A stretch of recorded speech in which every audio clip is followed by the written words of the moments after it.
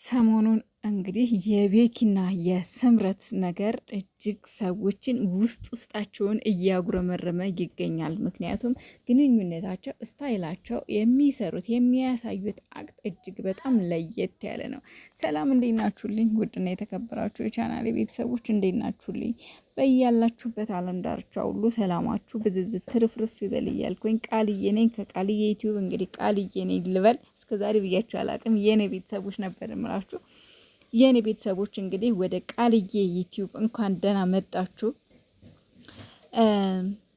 እንግዲህ ስምረትና ቤኪን እንደምታዩቸው እጅግ በጣም አምሮባችኋል። እጅግ በጣም ደስ የሚል ቅርርብነት። እኔ አሁን በጣም ቅርብ ጊዜ ነው መስራት የጀመሩት ግን ሁኔታቸው ምናምን በጣም ረጅም ጊዜ አብረው ብዙ ጊዜ እንዳሳለፉ አብረው የኖሩ አብረው የቆዩ ነው የሚመስሉት። እና ዛሬ ደግሞ እጇን አያያዙ ለየት ያለ ነው እንዴ! አስተያየቱ ምናምን እጇን ለየት ያለ ነው። የሆነ የሚያምር ነገር ሊያረግላት ይመስላል። ቀለበት ነገር ዱቅ ሊያረግላት ይመስላል አያያዙ ማለት ነው። ለማንኛውም እንደው ቢጣመሩ ግን አያምሩም? የእውነት ቢጣመሩ ግን በጣም ነው የሚያምሩት። ምክንያቱም ሰርባተንም ታውቃታላችሁ፣ ደስ የምትል ልጅ ናት። የብሩኬ ትንሽ እህት ናት። ቤኪ የሚወደው ጓደኛው ነው።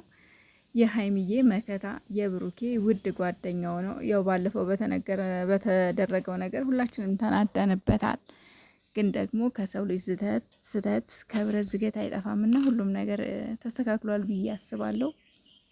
እና ቤኪሻም በዛ ላይ ደግሞ እውነት በብሩኬ ላይ ያን ያክል ወይም ደግሞ በሀይሚ ላይ ከባድ ነገር አድርጎ ቢሆን ያን ጊዜ ቤኪ